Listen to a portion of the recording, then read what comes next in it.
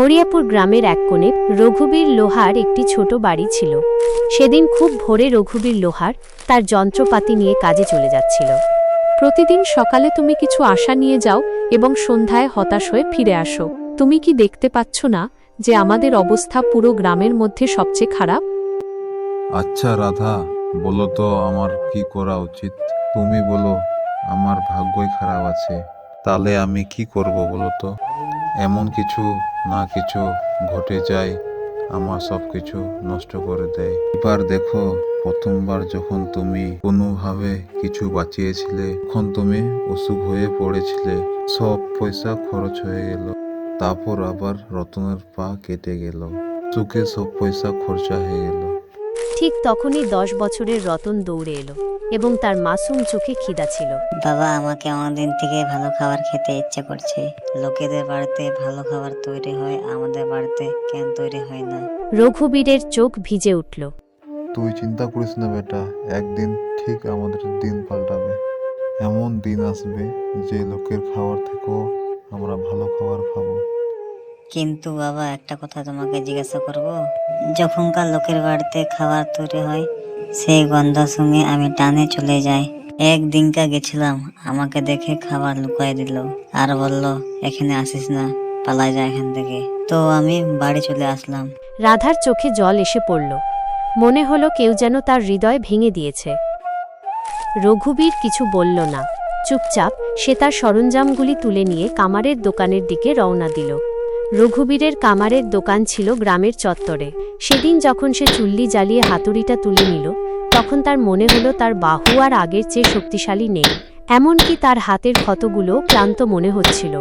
ও ভগবান, আর কত পরীক্ষা করবে আমাকে তুমি?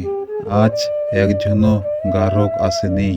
আরো একদিকে বাড়ির অবস্থা, রতনের কথা শুনে মন ভেঙে চুরমার হয়ে গেল। ঠিক তখনই গ্রামের প্রধান দোকানে এলেন। তার মুখে একটা আনুষ্ঠানিক হাসি ফুটে উঠল। হ্যাঁ রঘুবীর, কি হয়েছে? আজ তোমার হাত আগের মতোই, শক্তি কোথায় গেল? হ্যাঁ প্রধান সাহেব, তুমি সব কিছু জানো, তাও কেন জিজ্ঞাসা করছো আমাকে? আমার পরিবার চরম সংকটে আছে। আমি খুব পরিশ্রম করি, কিন্তু কই আমার ভাগ্যই হাতে লেখা। প্রধান চুপ করে রইলেন, কিন্তু তারপর পিছু থেকে বালি এলেন। গ্রামের সেই মানুষটি যে অন্যের কষ্ট মজা করত।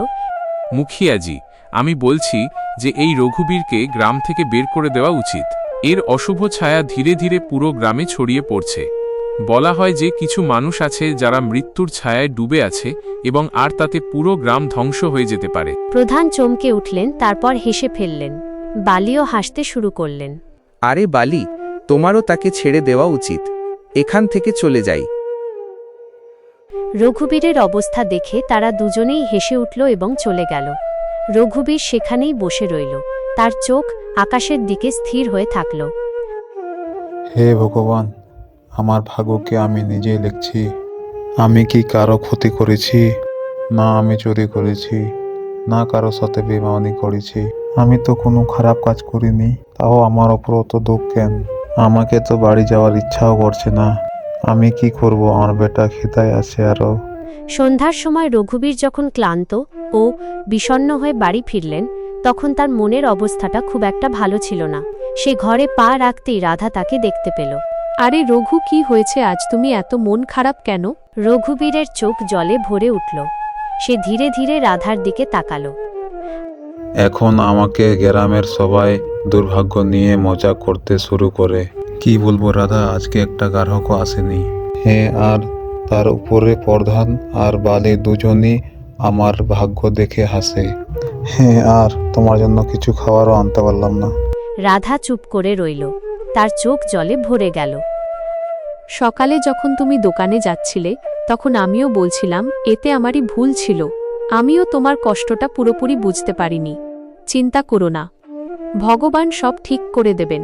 রঘুবীর কিছুই বলল না। সে খাটের উপর চুপচাপ শুয়ে পড়ল। তার হাত কাঁপছিল, কিন্তু সে কোনো শব্দ করল না।